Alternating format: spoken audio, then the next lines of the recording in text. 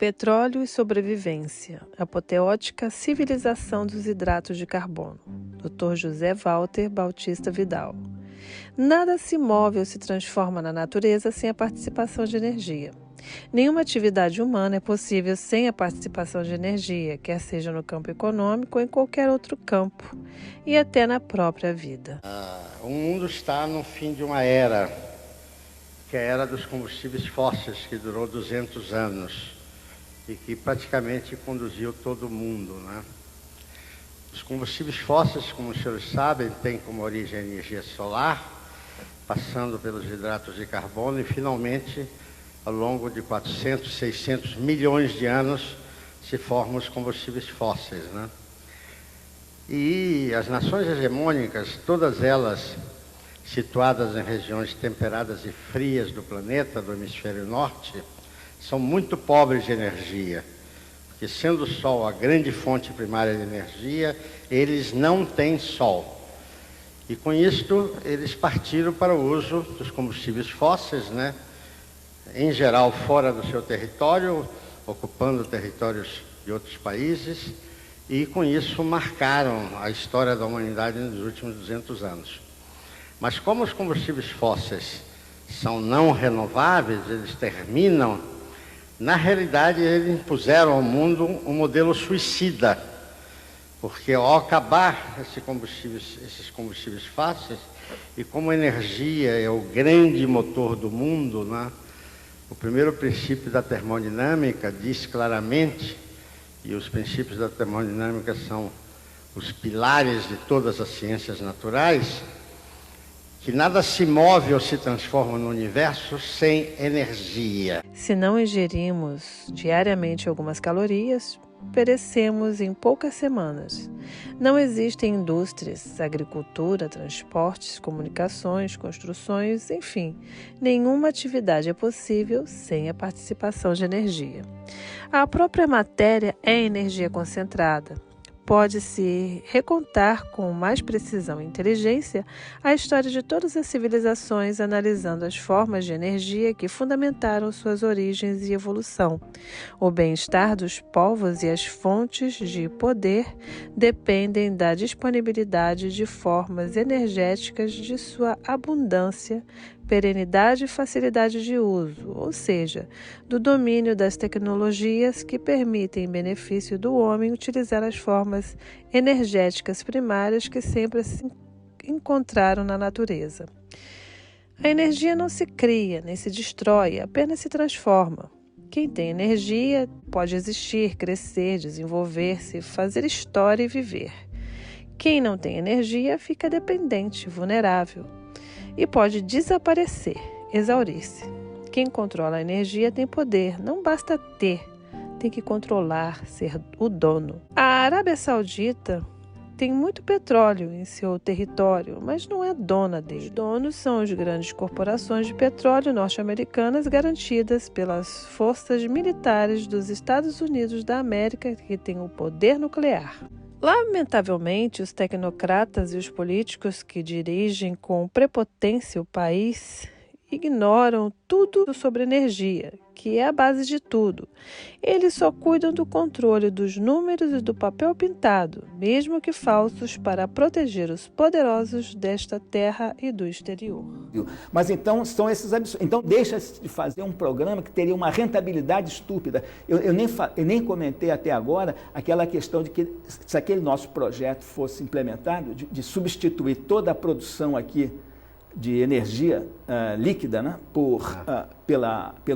pelos combustíveis da biomassa, Exatamente. Nós gastaríamos míseros 4 bilhões de reais por ano para fazer isso. Por ano. O país que atira pelo ralo 200 bilhões de juros só do setor público.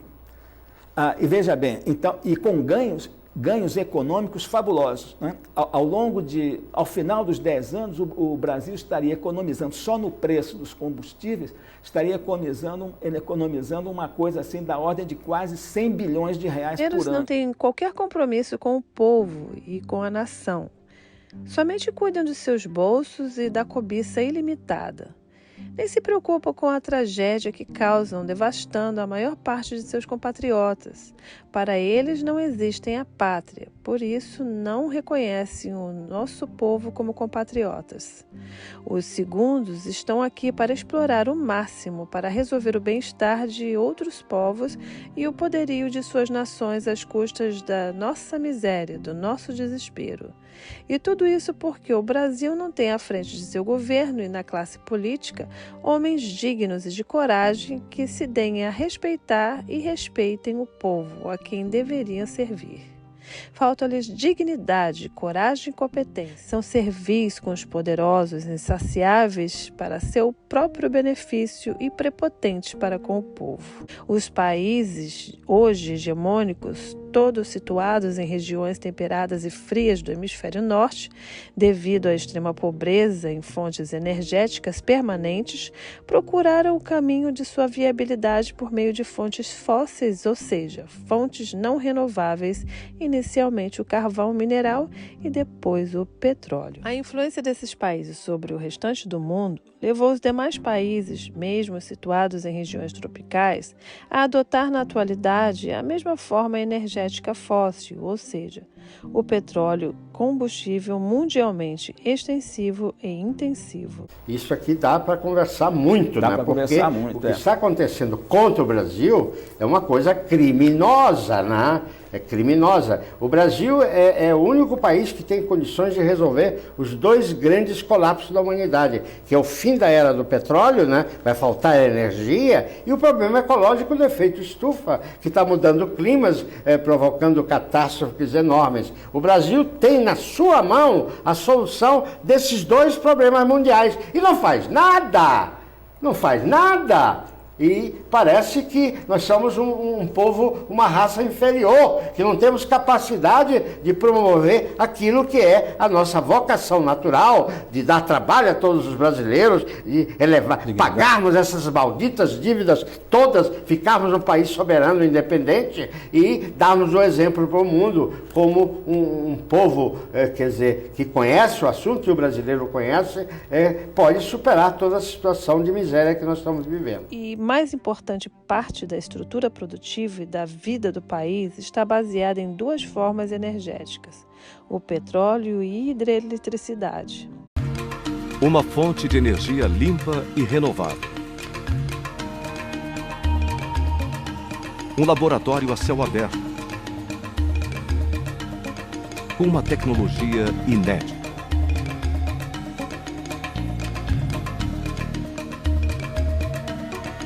Você vai conhecer agora a primeira usina de ondas da América Latina. Um projeto inovador, desenvolvido pela COP, com financiamento da Tractebel Energia e apoio do governo do estado do Ceará, que coloca o Brasil no seleto grupo de países com conhecimento para extrair energia elétrica das ondas do mar. Todos os grandes investimentos do desenvolvimento nacional estão fundamentalmente ligados à exploração, geração e uso desses energéticos. Praticamente também quase todas as tecnologias em uso no país, em sua quase totalidade trazida desses países hegemônicos, estão suportadas por essas formas energéticas. Este perfil leva ao uso absoluto do petróleo no setor de transporte, que se concentra 80% em rodovias, com gravíssimas discriminação das hidrovias e ferrovias. E a questão petróleo é hoje de natureza militar. As despesas militares dos Estados Unidos para garantir o controle do petróleo no Oriente Médio, onde se localizam mais de 60% das reservas que sobram no planeta, fazem que o custo por cada barril importado por esse país ascenda a mais de $100, enquanto a chamada economia de mercado coloca o preço do barril abaixo de $20. Formas nobres de energia sempre foram consideradas estratégicas. O petróleo, entretanto, é hoje objeto de estratégia militar. E os tartufos da economia mundial querem convencer os idiotas que o petróleo é uma commodity. É isso para dar a base do processo civilizatório, do avanço do processo civilizatório. E, em compensação, nós temos uma parcela ponderável do nosso povo na miséria. Exatamente. E a juventude que se prepara não consegue trabalhar. Isso é uma coisa alucinante, né? Quer dizer, de uma incompetência sem limite. Ou seja, há que reagir, né? Porque não é uma situação... Né? Há que reagir. Agora, como os meios de comunicação bloqueiam as informações, o povo brasileiro é controlado por uma mídia que não permite que essas coisas importantes para o país sejam até discutidas. Até discutidas, exatamente. Quando devia se montar uma pressão sobre o Executivo, sobre o Congresso. Esses assuntos, por exemplo, não são discutidos no Congresso Nacional. Que diabo é isso? Exato. Que congresso é esse? É um congresso ao serviço do Brasil? Agora, o inimigo domina e campeia na área financeira, da área política, e todas as iniciativas que se fazem para montar um projeto nacional. Um continente desse não pode sobreviver se não tiver um projeto nacional baseado na sua vocação. E, claro, a energia é que movimenta o mundo. Nós temos a possibilidade de ter o mais importante projeto energético do mundo. Então, é estarrecedor porque que essas coisas não são, pelo menos, discutidas. Exatamente. Então, nós estamos com a equação mais perigosa possível, ou seja, uma riqueza fantástica de recursos e uma deficiência em termos de poder, em termos de autodeterminação. De autodeterminação. Então, essa equação nos coloca na posição a mais difícil possível e que requer uma reação pública geral. Por quê? Porque todo o país que ficou cedendo os seus recursos naturais, se especializou na exportação de matérias, de gêneros essenciais ou do que for, controlado pelos donos do comércio e da finança mundial, todos esses países reinstituíram a servidão. Ou seja, nós citamos aquele caso da Polônia, né, que no século XVIII, como exportador de cereais para a Europa, num comércio controlado pelos holandeses, acabou reinstituindo a servidão que já havia sido abolida. Quer dizer, então, na situação atual, o Brasil inclusive já está em parte nisso, com o agronegócio e várias outras coisas, os recursos sendo tirados. Então, o Brasil vai ficar, se as coisas continuarem caminhando na direção em que vão, ao Brasil só restará revogar o decreto da princesa Isabel. As reservas mundiais de petróleo mal dão para 30 anos, isto implicando que as nações com baixo consumo não poderão aumentar sua demanda, porque a pequena minoria hegemônica, que já consome mais de 80% do global, sem outras alternativas, quer controlar essas reservas para suas expansões econômicas.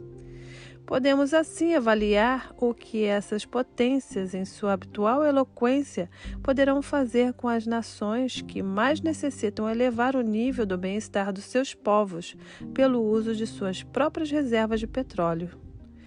Esta é a razão pela qual necessitamos garantir a qualquer custo o monopólio estatal do petróleo e a Petrobras sob o controle do Estado brasileiro sem irresponsáveis parcerias com outras malandragens.